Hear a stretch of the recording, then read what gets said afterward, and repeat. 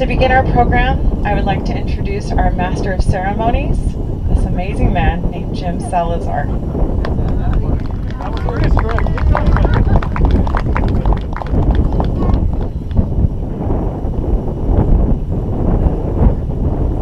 Thank you, Tress. Good afternoon, ladies and gentlemen, boys and girls. I am Jim Salazar of the Fallen American MIA Repatriation Foundation, Hot Point Solutions, and I will be your administrator for today's ceremonies. Welcome to Calypso, Greenland. Seeing you all here is a culmination of a great effort of many people, many of which were not in attendance, but without whose dedication would not be here today. So I would like to start off by thanking everyone who has contributed to making this possible. To begin, I would like to introduce Walton Salazar of Pack 48, Cub Scouts, Pasadena, California, who will lead us in the Pledge of Allegiance. Walton?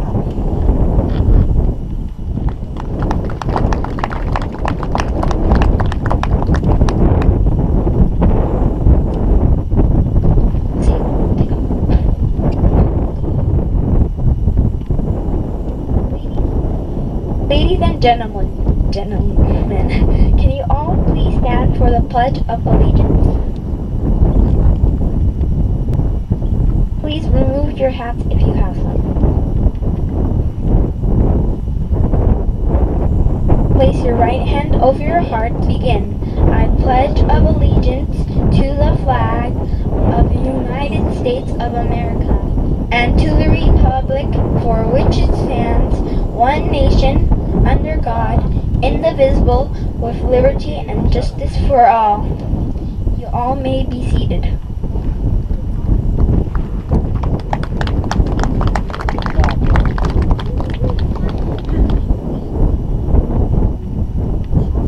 Well, at that point I was going to say please remain standing, but my son already had asked everyone to sit. So allow me to acknowledge the Danish and Greenlandic flags we have displayed in recognition of the people of Greenland and Denmark, who have been welcoming as we have planned this event. We send our respects out to them by displaying their flags right beside our own. Let us welcome Diane Cochran, who will sing our national anthem. Diane.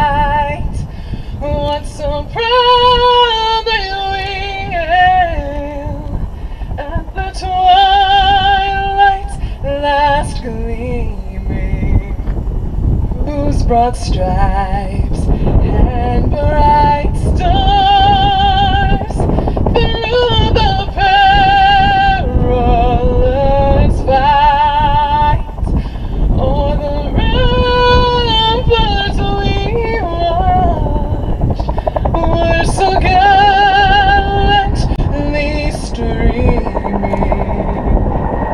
and the rockets red glare, the balls bursting in air, gave proof through the night that our flag was still there. Oh, say does that star-spangled banner yet wave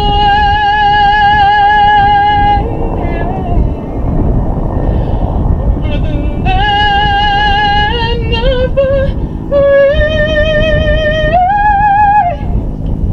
and the home of the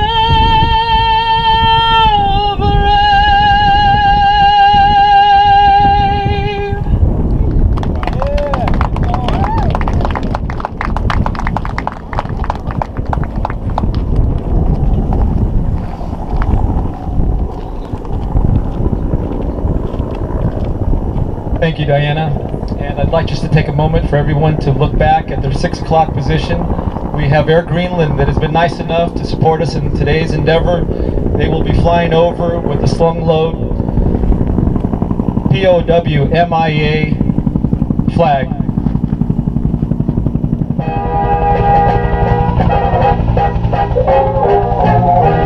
Oh, beautiful, our heroes prove can liberate strife.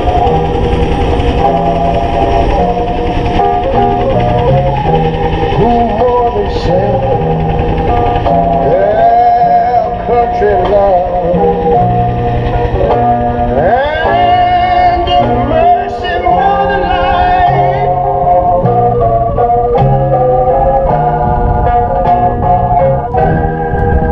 America, America, may God thy gold refine till all success be nobleness and ever again divine. And you know, when I was in school, we used to sing it something like this. Listen here. Oh, beautiful, vast, spacious skies, our amber winds of rain,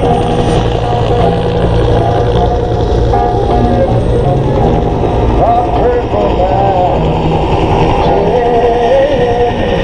majesty.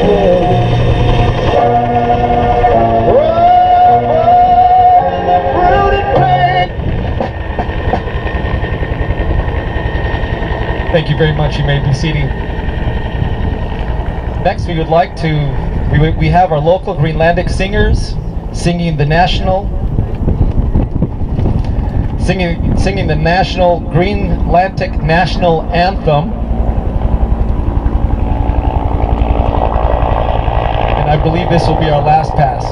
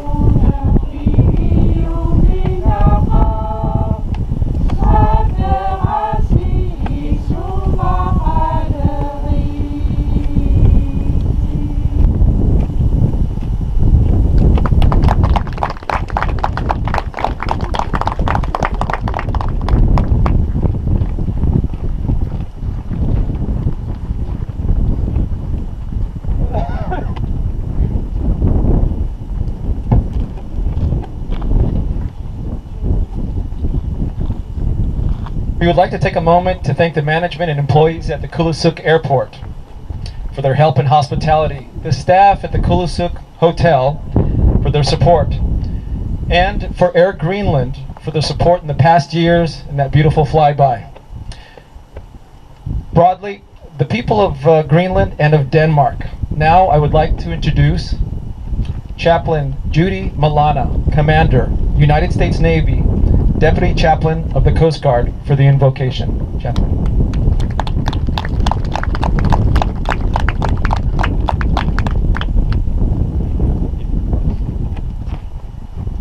Good afternoon, everyone. Would you pray with me?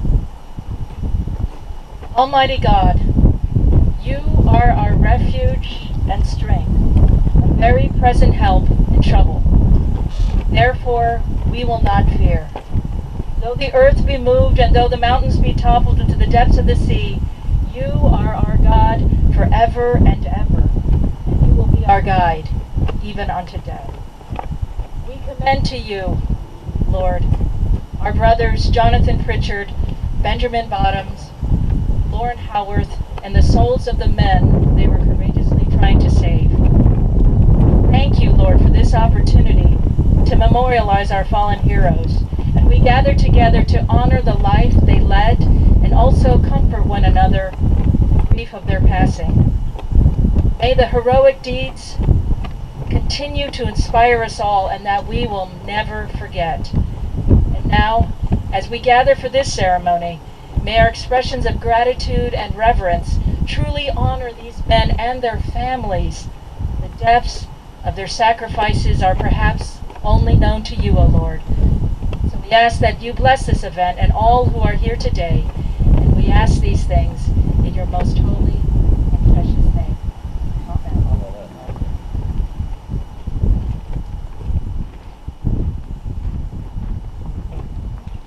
Thank you, Chaplain. This is a fitting venue for this event, as we are only a short distance from the place where 3 brave men lost their lives we celebrate today were taken from us. We are gathered here to pay tribute to them, as well as the many other servicemen who have answered the call to action, and in doing so, sacrificed all. And while their lives were taken from us long ago, the families of these fine men still hold them dearly in their hearts. I am honored to introduce Captain Joe Kimball of the United States Coast Guard, who has prepared some thoughts for us today.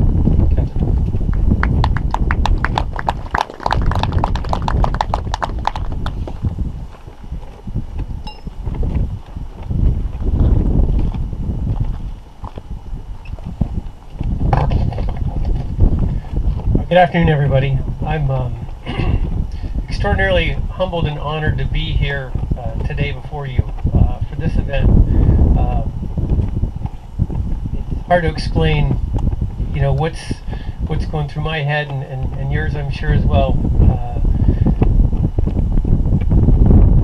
It's a privilege to memorialize the 2 Coast Guard heroes, Lieutenant John Pritchard and Radioman First Class Benjamin Bottoms, as well as Army Air Force Corporal Lauren Howarth. I'd like to acknowledge some of our guests: Lieutenant Pritchard's sister Nancy Morgan, her son Johnson, Edward, and his Radioman First Class Benjamin Bottoms' stepson. Thanks for taking the time to make the journey to Kulusuk for this important event. In addition, I'd like to thank Jim Salazar, the people at Arctic Point Solutions, and the Fallen American MIA Repatriation Foundation. I'd also like to mention Lou Sapienza, Chairman of the Fallen American Veterans Foundation, all of these folks who helped continue the important search for these missing heroes. And I'd be remiss if I didn't acknowledge the Hotel Kulusuk, the Kulusuk Airport, and the people of Kulusuk for their continued support as we search for their return. Thank you. I think in addition to Hot Point Solutions' other jobs, we're going to add event planning anywhere on the face of the earth. Who gets a helicopter and all sorts of refreshments and mosaic pictures in Greenland. Nice job. Fantastic. And then the helicopters that started up, you know, these heroes behind us are like, we need a little bit more noise. We need some jet fuel. We need some aviation sound in the background. So it was only fitting to start off. Really nice touch. The men we're honoring today had a truly amazing story, a story of bravery, service, devotion to duty, which joined their fates forever. Lieutenant Pritchard, who was born in South Dakota, raised in California, served 2 years in the U.S. Navy and graduated from the Coast Guard Academy in 1938, becoming Coast Guard Aviator number 82. I'm number 3211. He was assigned to the Coast Guard Cutter Northland in 1942, and he serves as a ship's aviation officer flying the J2F4, the Grumman amphibian, commonly referred to as the Duck. Radioman First Class Bottoms was born and raised in Georgia and enlisted in the Coast Guard in 1932, the same year that Lieutenant Pritchard joined the Navy. He spent most of his years on the Northland, where he eventually met and married Olga in 1937. In 1942, he joined Lieutenant Pritchard on the Northland on the Greenland Patrol as the Duck's radioman. Together, these two men accomplished great feats and had made a lasting Coast Guard legends. The ordeal began on November 5, 1942, when a U.S. Army Air Force C-53 with 5 men on board made a forced landing on the Greenland ice cap. Then on November 9th, a B-17 with 6 men on board, one of which was Corporal Howarth, was launched to search for the downed C-53. During the search, the B-17 encountered bad weather, a phenomenon with aviators back then referred to as flying in milk, and crashed on a crevasse-ridden glacier. A few days later, on November 10th, a Royal Canadian Air Force aircraft encountered bad weather, ran out of fuel, and also made a forced landing on the ice cap. At this point in history, there were a total of 3 aircraft and 15 men stranded on the ice cap in November in Greenland, about 112 miles that way. On November 23rd, the Coast Guard Cutter Northland found itself in the vicinity of the downed Canadian aircrew. Lieutenant Pritchard, who'd flown over the area, found tracks from the downed aviators but never found the crew. Later that night, Northland launched flares and in return saw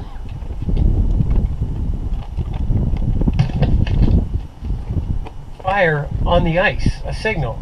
With only this bearing for reference, Lieutenant Pritchard led a search party up 2,000 feet onto the ice cap. He successfully navigated a crevasse-ridden glacier at night with only a flashlight and managed to rescue the Canadian aircrew. This was Lieutenant Pritchard's first legendary feat. Less than 1 week later, on November 28th, Lieutenant Pritchard, with the help of radioman First Class Bottoms, executed another successful daring rescue. While on patrol searching for the downed B-17, Bottoms picked up a weak radio signal coming from the downed aircraft and successfully navigated Pritchard to the downed airplane and crew. And these two men made the very first successful intentional landing on the Greenland ice cap. They hiked miles across the glaciers, the crash site, and after leading a crew of 2 of the B-17 back to the Duck, they executed another of aviation's first, which is taking off with the Duck from an ice cap. With Bottom's superior radio navigation skills, they made it back to the Coast Guard Cutter Northland. In the span of 4 hours and 33 minutes, these exceptional coasties took off and searched for a downed aircraft, found the survivors, executed the first intentional landing on a glacier, hiked miles across the glacier, hiked 2 survivors back to the aircraft, and accomplished the first successful takeoff, and then navigated back to the cutter. The next day, motivated by the day's previous successful rescue, they tried one more time to set up for the rescued successful crew. Executing the same maneuver that before, they were met by Corporal Howarth, who was carrying news that Lieutenant Max Demarest had just fallen into a hidden crevasse and that the aircrew should take off immediately to go get more supplies for a rescue. Lieutenant Pritchard and Bottoms insisted that Corporal Howarth, who was suffering from frostbitten fingers due to his efforts with the B-17, come with them back to the ship. The crew of the Duck, with Corporal Howarth on board, successfully took off from the glacier, were informed by the ship that the weather was not safe for them to land. The Duck's last radio communication came 9 minutes after takeoff, when Lieutenant Pritchard requested directions back to the ship. This was the last flight of these heroes. The search and rescue efforts of this mission were exceptional and tragic. Lieutenant Jonathan Pritchard, Radioman First Class Benjamin Bottoms, Lieutenant Max Demarest, Corporal Lauren Howarth, Private Clarence Weddell, all made the ultimate sacrifice so other people on this ice could live again. Since that time, the Coast Guard, the Department of Defense, and our civilian partners have made several efforts to search and recover for these heroes. This memorial does not symbolize the end of this search. Instead, it symbolizes our continued commitment to bring them home.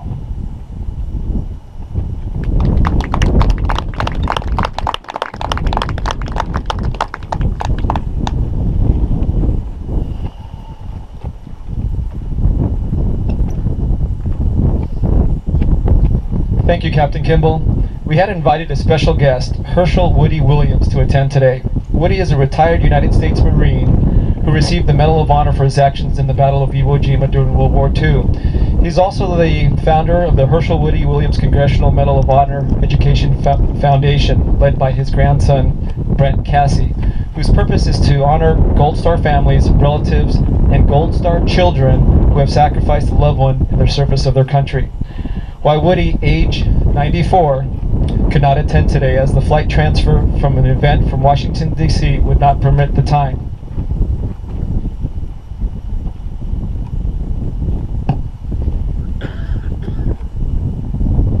Our mission is to pay tribute to Gold Star families who have endured the loss of a loved one while serving the United States.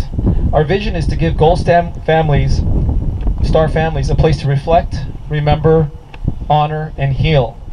I would like to call up Walton and Eileen Salazar to present each Gold Star family member with a Gold Star pin. Eileen and Walton, please present the Gold Star pins to Nancy Morgan, John Morgan, and Ed Richardson, while Diana Cochran shares a poem called Gold Star Families by Del Abe Jones.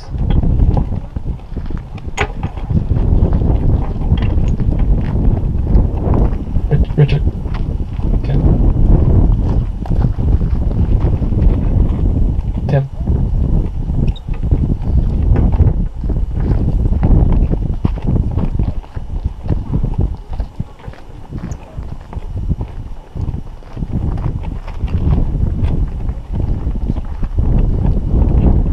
There's too many Gold Star families.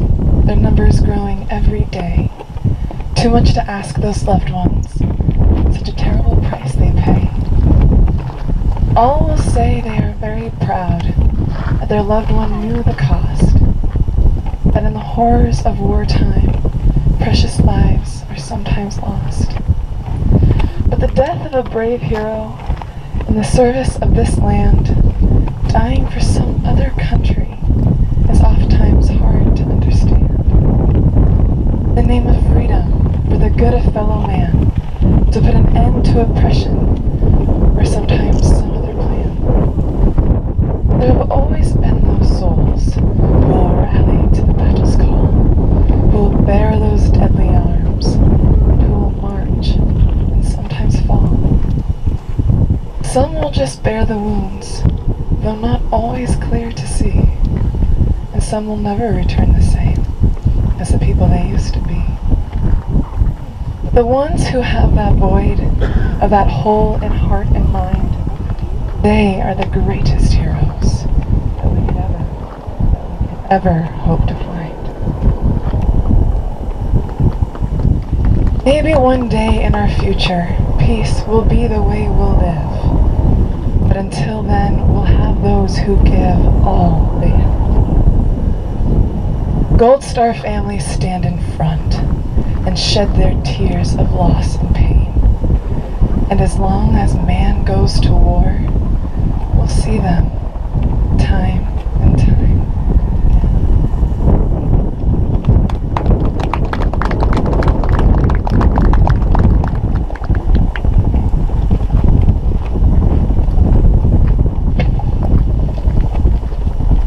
Letters and poems during the war. As we all know, loved ones left behind are affected by wars in many significant ways. We'd like to take this moment to hear letters and poems that were written by servicemen to their loved ones back home. Let me introduce Alcira Godoy, who will read a letter written by a son to his mother.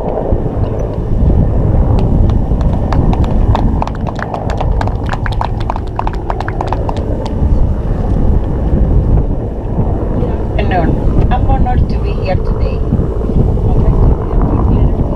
By Judge Harako to his mother. He was a 23-year-old sergeant stationed in Afghanistan.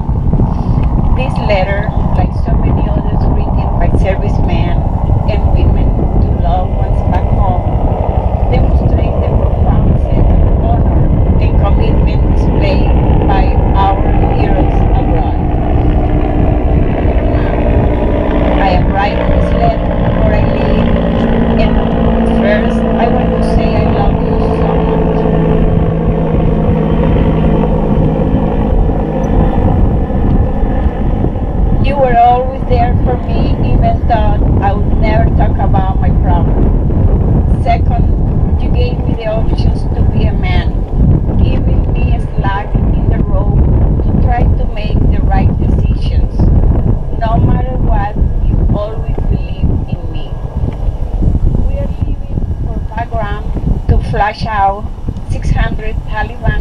years from the mountain. This is the biggest battle of the war on terrorism. We already sustained 30 casualties in one KIA.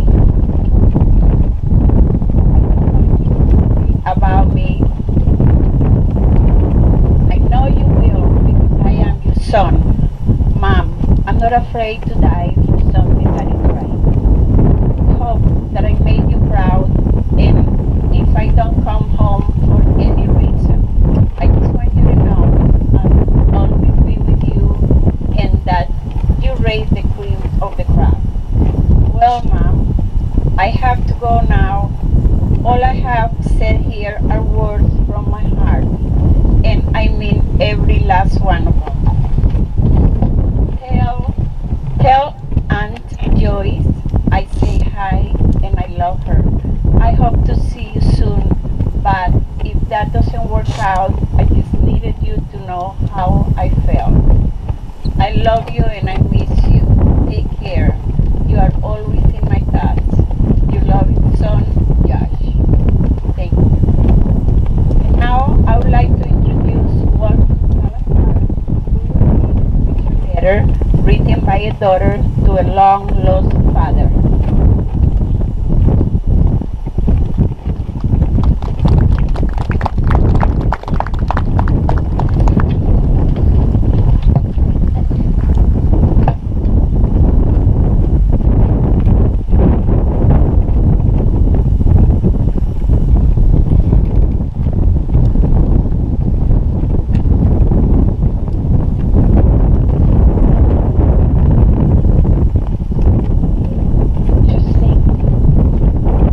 Dear Dad, today is my birthday, so I thought this will be the perfect day to write you this letter. It has been difficult for me. I have thought what I wanted to say for days, and every time I try to write it, I get sad. We have missed you every single day now that you have been gone over 55 years now. Some days are harder than others, especially the happiest days like weddings and the birth of your grandchildren and great-grandchildren, even one great-great-grandchild. I wish you could have known them. I feel the worst when I think how sad you must have been after you were captured and I realize you were not getting home to us. When I'm feeling selfish, I find myself wishing that you hadn't been so brave to put yourself in harm's ways, but I'm proud that you're the type of person who risk his own life for the benefit of others. Thank you for making my family so proud. Love, your daughter, Janice.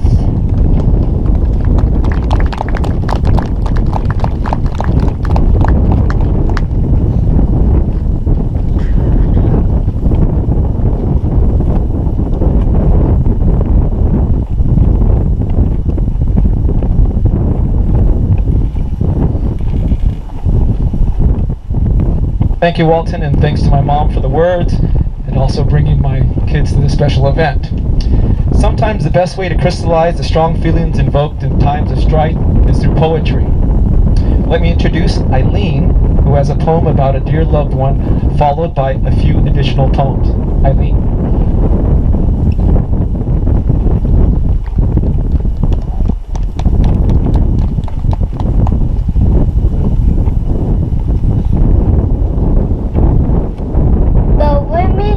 Sister is someone who is there. The woman I call sister is someone who always cares.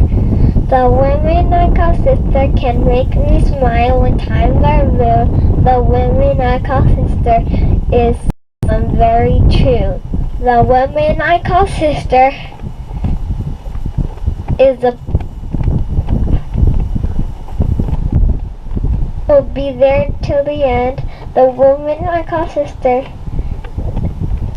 is a blessing from God above. The woman I call sister is the sister I'll always love.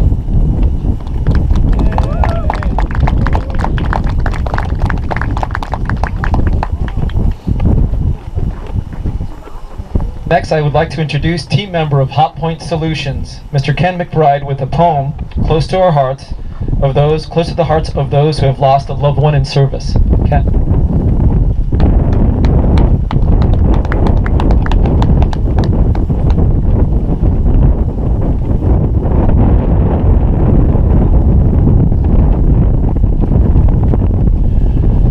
This is a poem by Duncan Campbell Scott called The Fallen. Those we have loved the dearest, the bravest, and the best, are summoned from the battle to their eternal rest. There they endure the silence, here we endure the pain. He that bestows the valor resumes again. O Master of all being, donor of day and night, of passion and of beauty, of sorrow and delight, thou gavest them the full treasure of that heroic blend. The pride, the faith, the courage that holdeth to the end. Thou gavest us the knowledge wherein their memories stir. Master of life, we thank thee that they were what they were.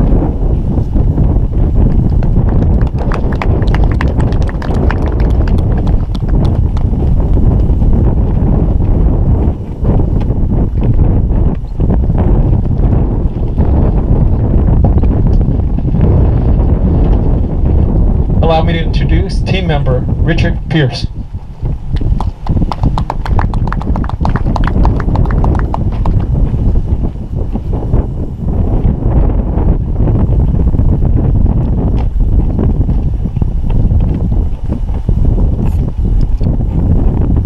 Good afternoon. Lieutenant John Gillespie McGee was born in June of 1922. In October of 1940, instead of attending Yale, he joined the Royal Canadian Air Force. In June of 1941, he earned his wings and was sent to England. August of that same year, he got the idea for this sonnet while flying his Spitfire at 33,000 feet. A couple months later, in December, he lost his life in a mid-air collision. Oh, I have slipped the surly bonds of earth and danced the skies on laughter's silvered wings. Sunward I've climbed and joined the tumbling mirth of sun-split clouds and done 100 things you have not dreamed of. Wheeled and soared and swung high in the sunlit science. Hovering there, I've chased the shouting wind aloft and flung my eager craft through footless halls of air. Up, along delirious burning blue, I've topped the windswept heights with easy grace, where never lark or ever eagle flew. And while with silent lifting mind, I've trod the high untrespassed sanctity of space, put out my hand and touched the face of God.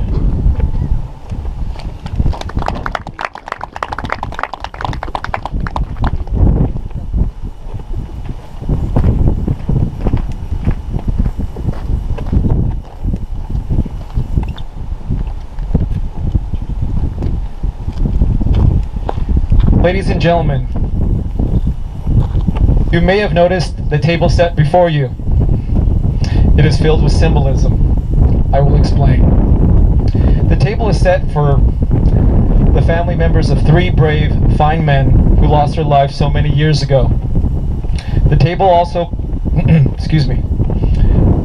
This table is set for the family members of 3 brave, fine men who lost their lives so many years ago. The table also pays tribute to all the men missing in action and killed in action for all American involvement in World War I, World War II, Korea, Vietnam, Grenada, Persian Gulf, Desert Storm Operation, Desert Stand Operation, Iraqi Freedom, and more. Walton and Eileen Salazar, please present the hat boxes to Nancy Morgan and Ed Richardson. Then, retrieve the hats and carefully place them on the table.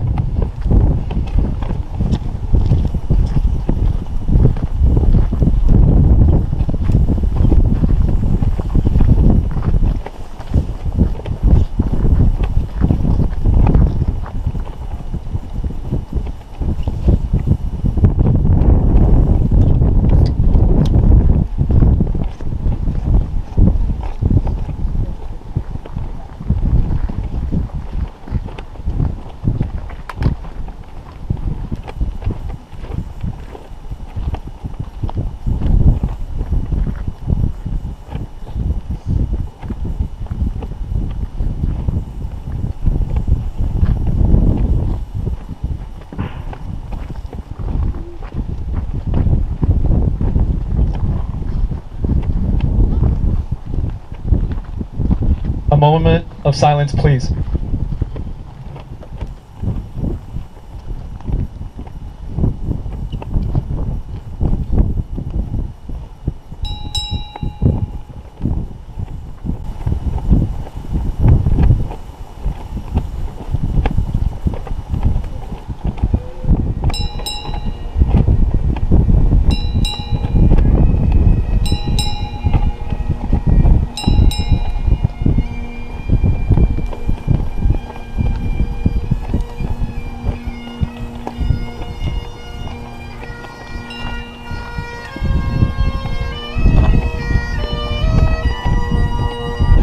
Remember, the tablecloth is white, which symbolizes the purity of their country's call to arms.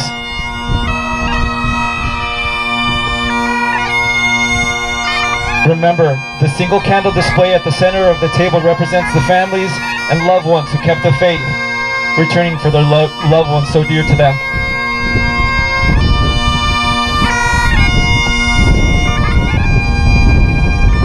Remember, the red ribbon is reminiscent of the red ribbon worn upon the lapels and the rest of the many thousands who bear witness to their unyielding determination to demand a proper accounting of our missing and return of all Americans left on foreign soil.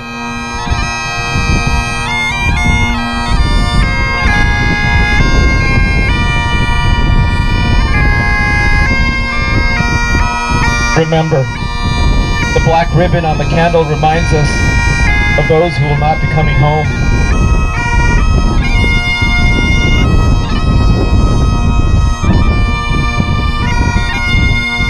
Remember, the single rose reminds us of loved ones and families of our comrades in arms who keep the faith and treasure their memory.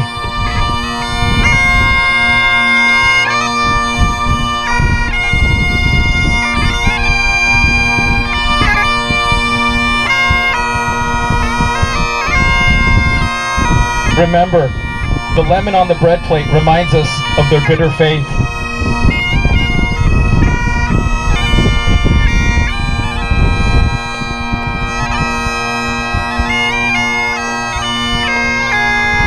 Remember, there is salt on the bread plate, symbolic of the tears of the families as they still wait for their loved ones to return.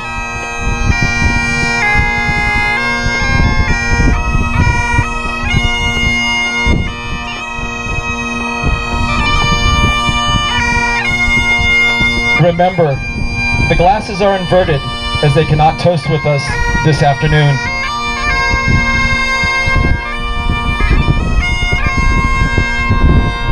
Remember, they are not with us today.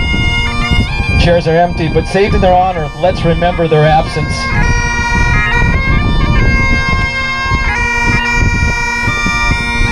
Let us remember U.S. Coast Guardsman Lieutenant John A. Pritchard, pilot.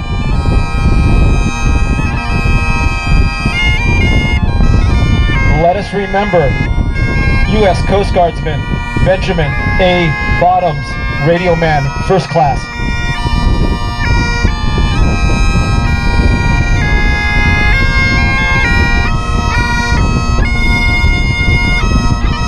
Let us remember Army Air Corps Corporal Lauren Howard.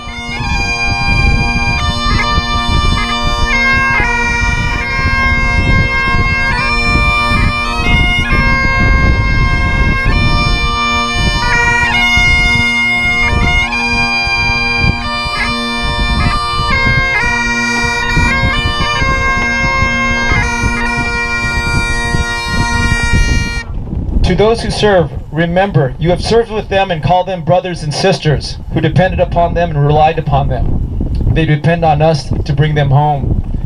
They will remember what we do. Please honor and remember them.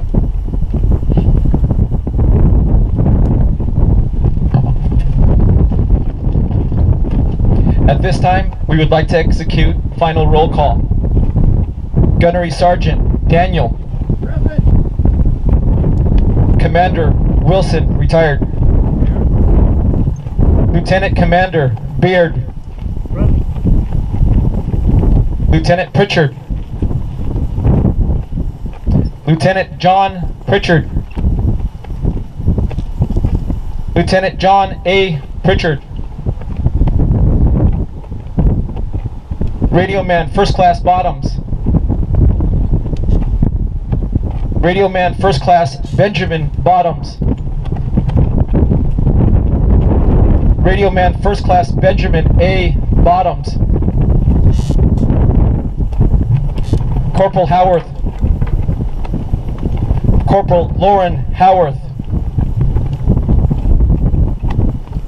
Lieutenant Pritchard, Radio Man First Class Bottoms, and Corporal Howarth were lost in action on November 29th, 1942. 8 bells, please.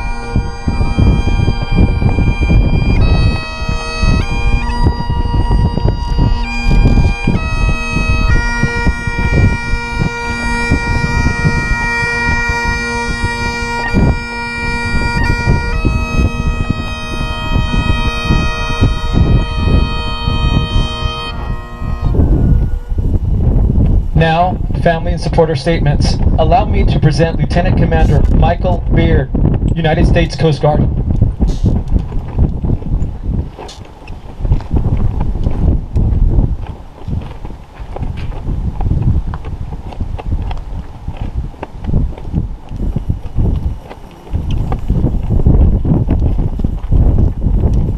Good afternoon. My name is Lieutenant Commander Michael Baird. I have the honor of reading a letter submitted by Master Chief John Long, U.S. Coast Guard. Master Chief Long has spent many years on this project and has been a driving force in moving it forward.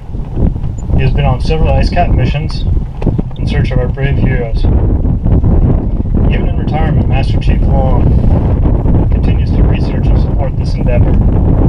Our special thanks to him. Master Chief Long could not be here today, but I have the privilege of delivering his words. To the Duck Hunt families of the men who still remain entombed in the Kogi Bay area of southeast Greenland, I would like to recognize the brave actions of these heroic men involved in the historic rescue attempt of a downed U.S. Army Air Force C-53 and a U.S. Army Air Force B-17, call sign Papa November 9 Echo. They are Lieutenant Max Demers, Private Clarence Whittle, Corporal Lauren Howarth, Lieutenant John Pritchard, and Radioman First Class Benjamin Bottoms. Their heroic call to duty and unselfish sacrifice should forever be recognized as a fine example of knowingly putting oneself in harm's way for their fellow man. On November 9th, 1942, the Papa November 9 Echo and its crew and volunteer observers were sent to search for a missing C-53. During the course of that search flight, the B-17 flew into a whiteout and contacted the surface of the ice cap approximately 9 miles northwest from the head of Kogi Bay Ford. Papa November 9 Echo broke into 2 pieces, coming to rest next to a dangerous crevasse where the tail section perilously tried to slip into it. Over the course of the next 6 months, there was a loss of the C-53 and its crew, the fatal crash of the Coast Guard's J-2F4 Grumman Duck, the crash of a Canadian twin-engine Barclay Grow airplane, numerous land and air rescue efforts, 5 tragic deaths of the rescuers, and the perils of being stranded in an unforgivable and inhospitable environment. It was not until the following year, April 6th, 1943, that most of the surviving crew of the Papa November 9 Echo finally arrived at Bluey East 2 on the southeast coast of Greenland. The last of the U.S. Coast Guard ground rescuers from the Coast Guard cutter Northland finally arrived at Bluey East 2 on May 8, 1943, thus ending this part of the saga. This historic and dramatic story of heroism, tragedy, survival, and success in this vast frozen land can't be told in 1 or 2 pages. It would be best to close by saying that let it be known, and let us never forget, that 5 heroes who sacrificed all are still out there. Their exact location is known only to God. Let us always remember the sacrifices of Lieutenant Max Demarest, Lieutenant John Pritchard, Radioman First Class Ben Bottoms, and Corporal Lauren Howarth, and Private Clarence Little. Thank you.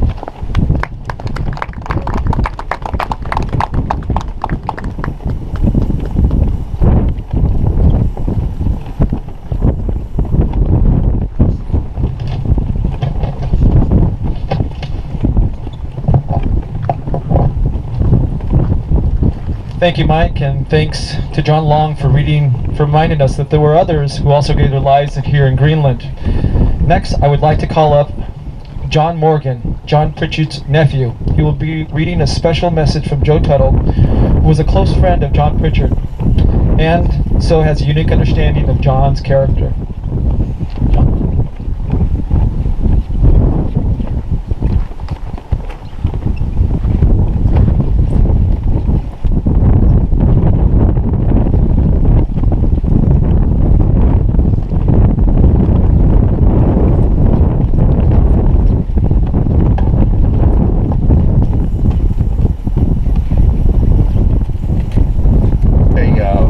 Clarification to make this narrative a little easier to understand. As Jim said, my name is John Morgan. John Pritchard was my uncle, and I've been asked by this tribute that he wrote. He asked me to read it for him. He wrote this primarily for his father, to benefit his father. Ray Tuttle was a classmate. That would make a little more sense. At my goal, my wish would have been to share this moment with all of you today. I congratulate you who turned out to make this perished in green fighting for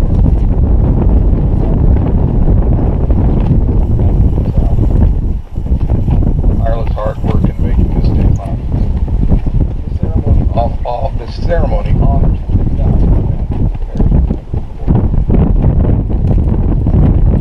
their bodies were never recovered. Fortunately, there are organizations that are committed to covering lost servicemen and eventual repatriation. Black in no way diminishes the ongoing effort to bring those people. Black is just and right to be placed here. Remind us all of those who serve.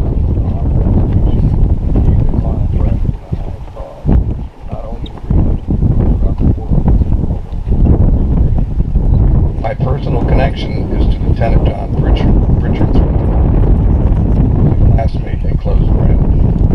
Pritchard was a personality I grew up knowing and remote. Marks and recollections from my father. Graduated from the Coast Guard Academy class of 1938 and shared their first assignment on the Coast Guard cutter Ingham in Port Angeles. And John Pritchard was my parents' best man in life. Other than Nancy Pritchard, I suspect few today could have while I acknowledge the bravery of Benjamin Bottoms, who voluntarily flew as radioman and I acknowledge the bravery and immense contribution of Lauren Howard to resurrecting the damaged radio of RB-17 under intense wind and cold to enable contact with rescue aircraft. I wish to offer my insight into John Pritchard's character. John embodied the spirit of execution of his duties. His final flight was only one of many examples of leadership and bravery in his life-saving role. My father often talked about John as a swell guy, a person who get along well with everyone. John was known for his positive outlook and was a cheerful team player. Not opposed to having fun, I believe John took his duties with a seriousness that gave his shipmates great confidence. John was dependable without question. As a Coast Guard aviator himself,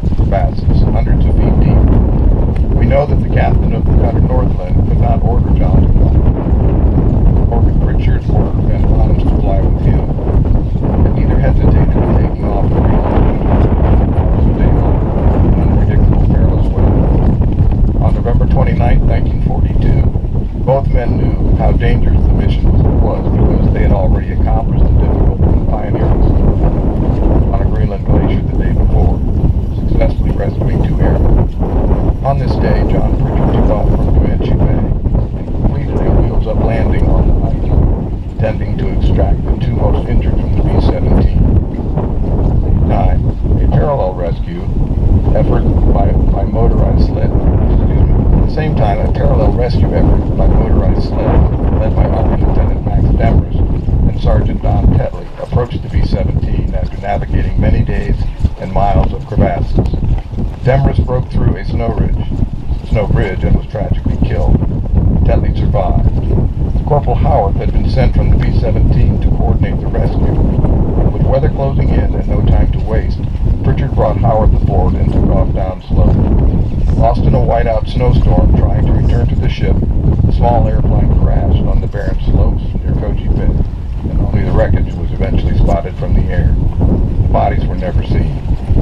And so it is fitting to commemorate John Pritchard, Benjamin Lauren Howarth, and others such as Max Demarest, brave men all, who stood up against fear and faced fate in the line of duty. I hope the good people from Kulisuk and visitors from around the world visit this place and think of their own brave men and women whose sacrifices continue in the fight for freedom and liberty for all. Thank you for allowing me this moment to share my thoughts. Respectfully, Joseph Tuttle, 1 August 2007. Kulisuk, Greenland.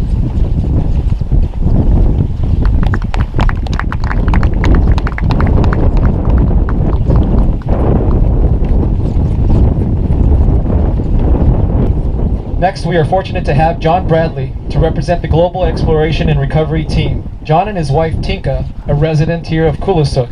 John has participated in many exploratory efforts to locate the downed J2F duck, and we are honored to have him here today. He and his team have been on several search missions with the United States Coast Guard and have also volunteered to locate the missing men. John?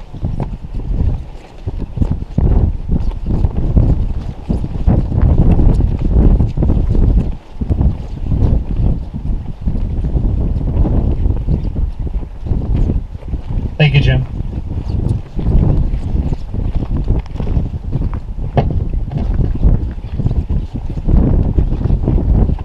Thank you all for making the effort to come out so far for a special place like Kulisuk, Greenland, to join in remembrance of 3 men who mean so much to us.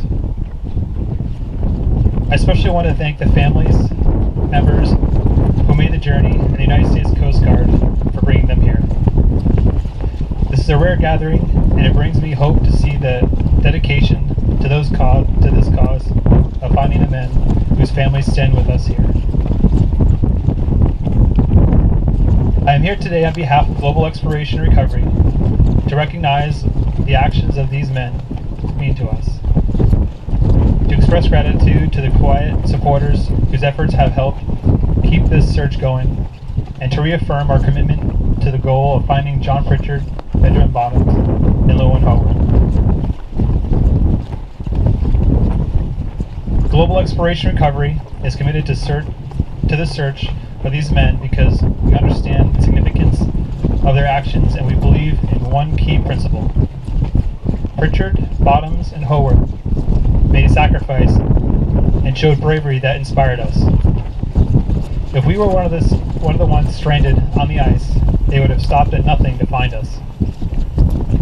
We owe it to them as a nation, as their countrymen, and as friends of their families to continue looking for them. We are humbled and eager to return to that frozen landscape to do what we can bring them back. We believe that these men should be laid to rest at home soil with the honor that they deserve. The encouragement of Richardson, Pritchard, and the Stork family motivates us when we tire, and we want you to know that you are the reason for why we're here.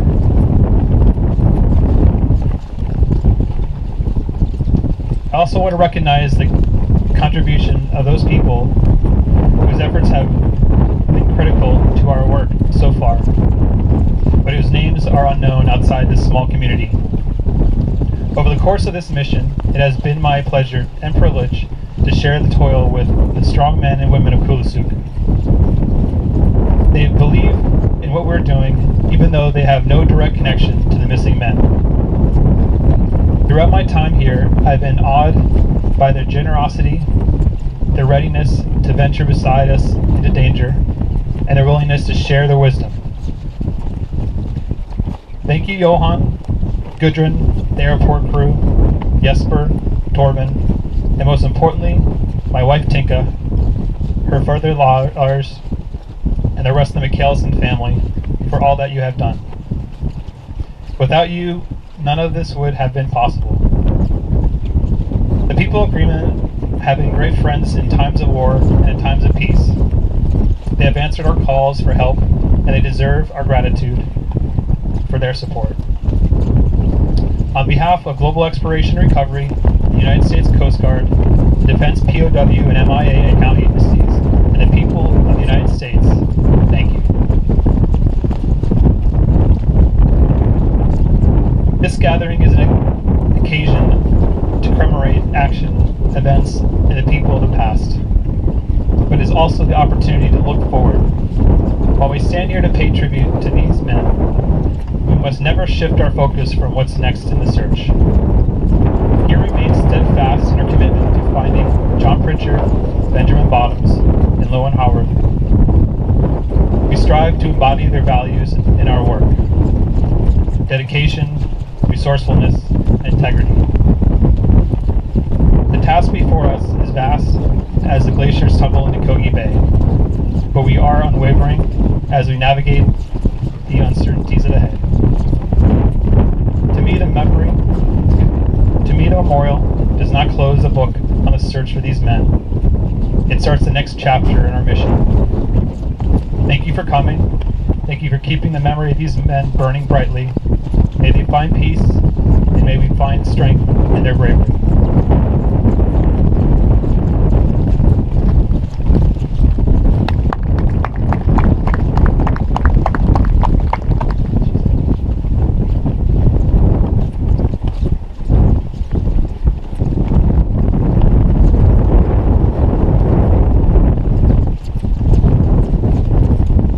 Thank you, John. At this time, we would like to hear from the family members of the fallen. Due to circumstances, Mark Stork, the grandnephew of Lowen Howard, could not attend the event. He has, however, written a few words to share with you all. Let me introduce Marine veteran Joe Daniel, who will share his words.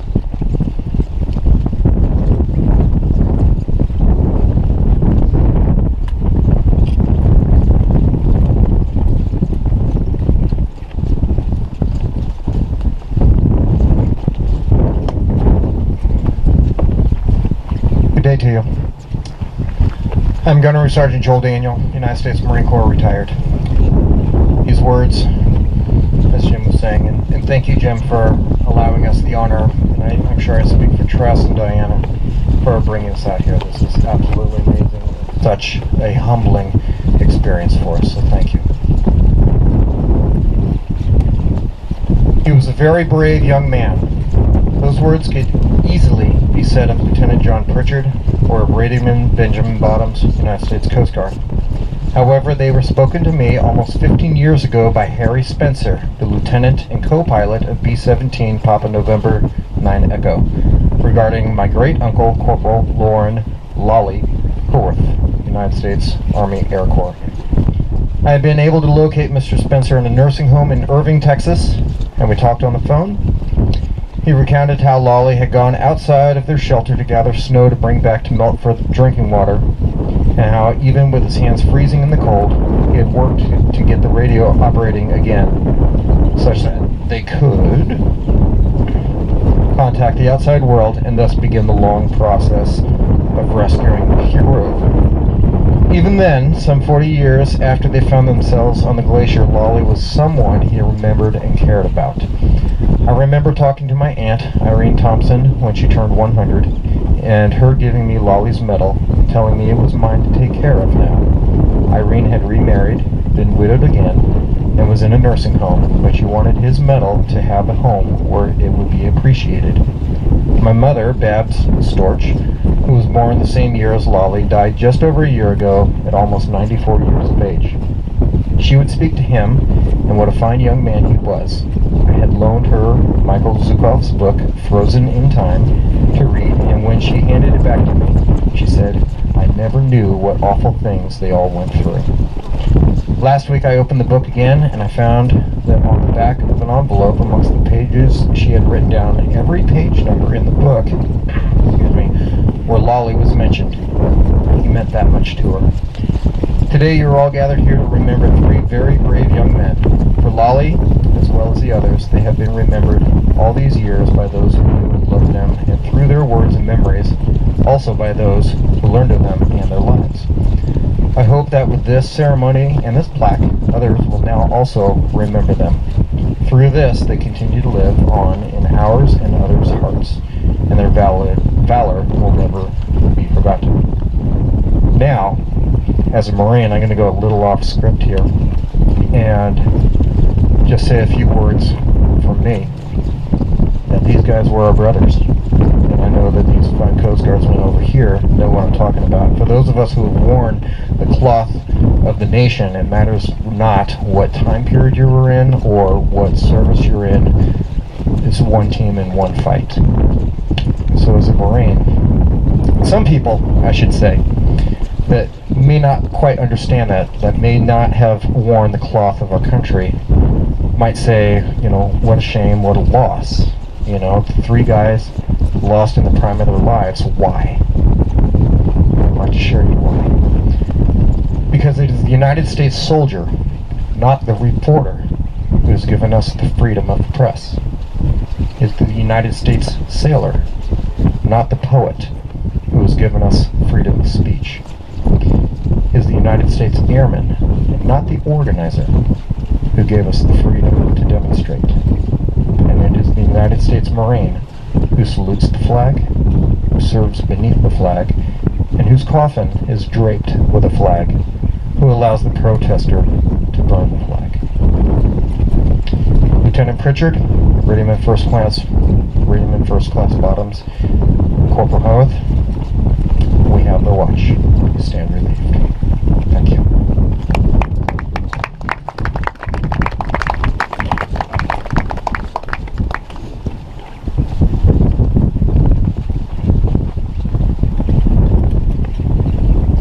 At this time, how about this? At this time, we'd like to invite Ed and Nancy up one more time for the plaque reveal.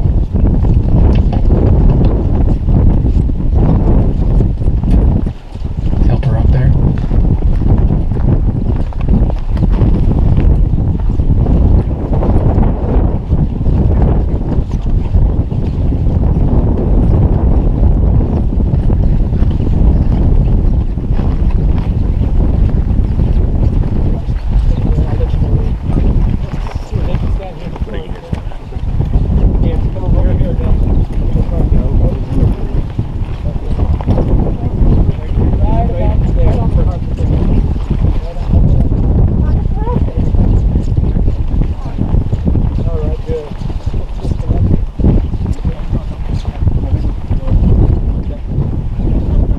While the passage of time has taken a toll on us, these men and cents are frozen in time, forever remembered as vital young men with the world ahead of them. They look at us from fading photographs, and we can only wonder what bold futures they were anticipating when they were lost to us. So, we gathered to remember, to grieve, to honor, to cherish, and to build bonds amongst ourselves as partners in a continuing resolve to repatriate these men to their country, to their families, once and for all.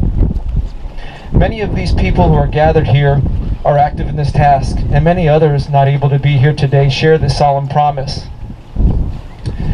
What we leave here today in their memory, this does not close the book on our task, but instead will be a ceaseless beacon reminding us of our commitment.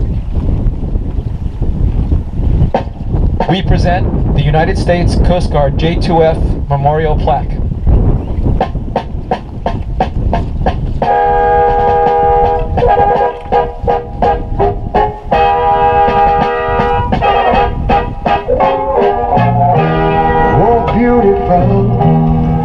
Our heroes proved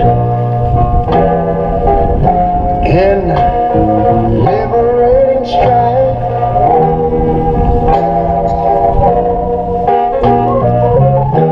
Who more than self their country loved.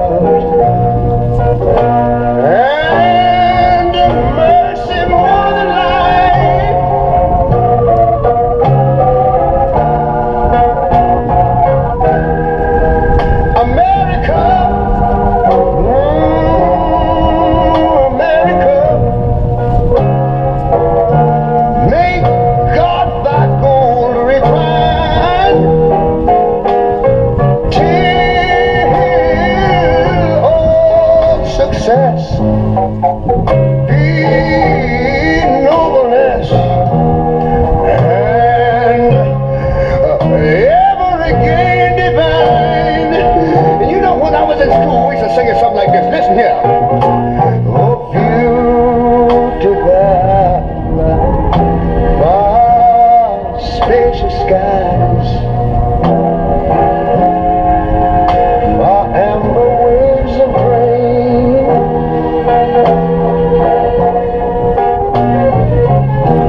far purple mountain majesties.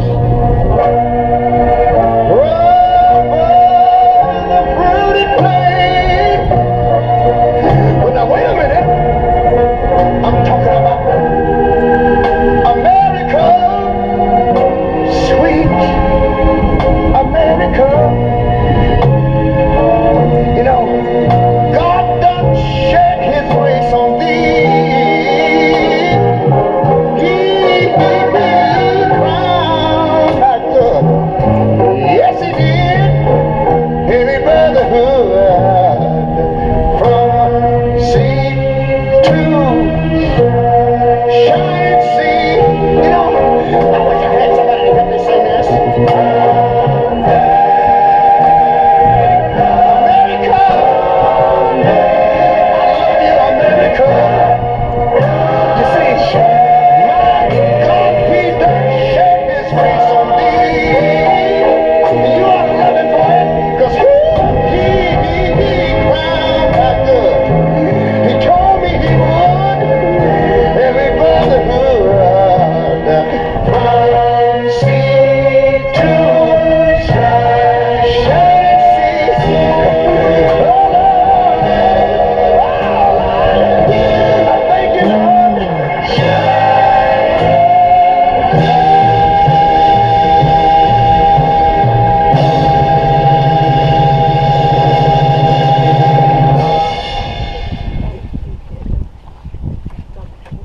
Let's have a big round of applause, please.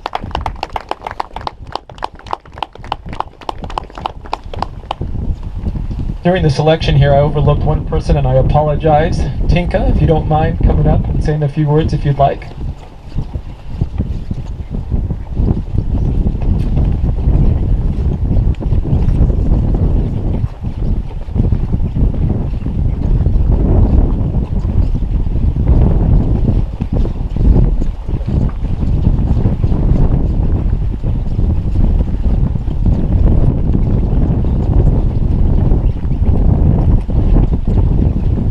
Hello everybody, I'm Tinka. I'm from here. I grown up here and I play Greenlandic National drum dance. So I'm gonna show you real quick because it's so cold. It's gonna be very quick. Thanks.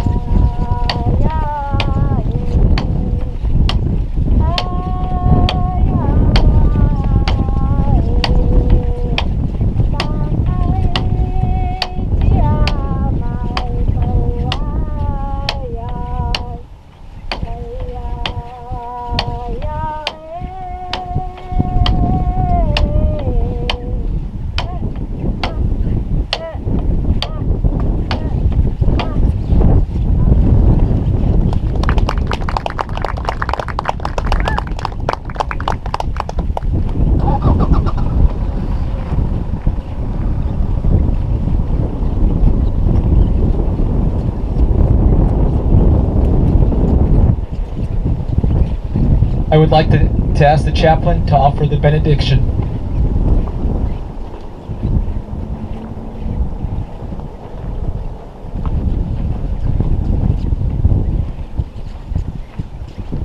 Let us pray. Almighty and ever-living God, we thank you for this opportunity to pay tribute to Jonathan Pritchard, Benjamin Bottoms, and Lauren Howarth. We rest in the assurance that you have lifted them up on eagle's wings to bring them closer to you. And now they rest from their heroic labors in your ever-living arms. Yet for us who remain, may we never forget their honor, courage, and commitment.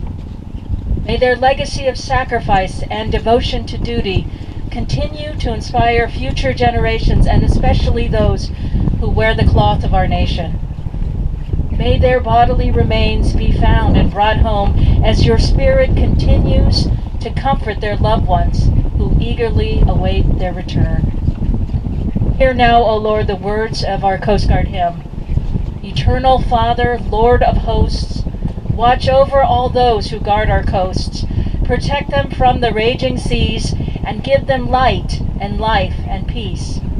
Grant them from thy great throne above the shield and shelter of thy love. And Lord, guide and guard the ones who fly through the great spaces in the sky. Be with them always in the air, in darkened storms or sunlight fair. Oh, hear us when we lift our prayer for those in peril in the air. Grant to them your eternal peace, O Lord, for they have followed your commandment that no greater love has he who would give up his life for another. And so, now unto him who is able to keep you from falling, to present you faultless before the presence of his glory with exceeding joy, to the only wise God, our Lord and Savior, be glory, majesty, power, and dominion forever and ever. Amen.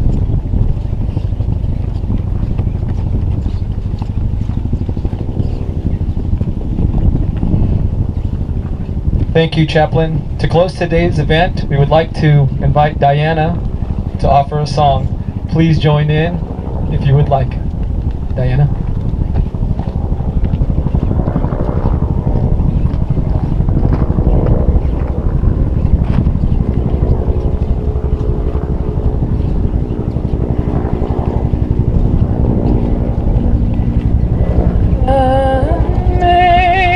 Amazing grace, how sweet the sound that saved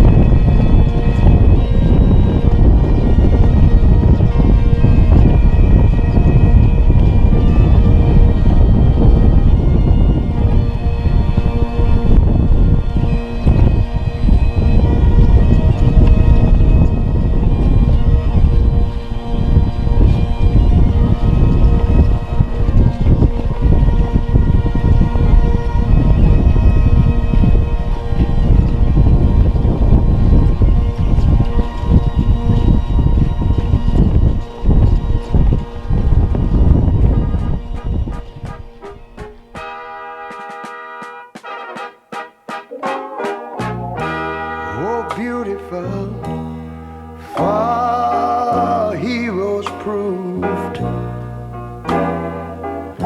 in liberating strife.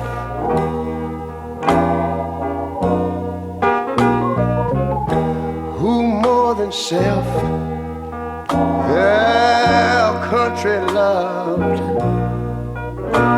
and mercy more than life.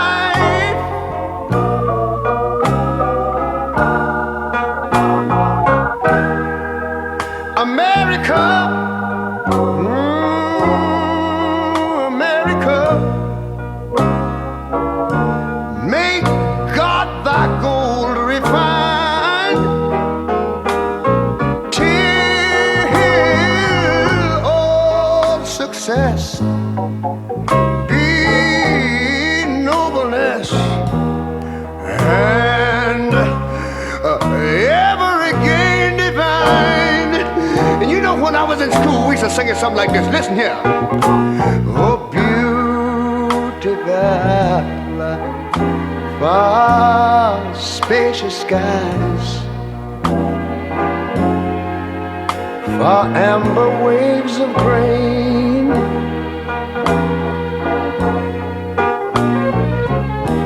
far purple mountain majesties, above the fruited plain. But now wait a minute, I'm talking about America, sweet America. You know, God done shed his grace on thee. He crowned thy good. Yes, he did. Heavy brotherhood from sea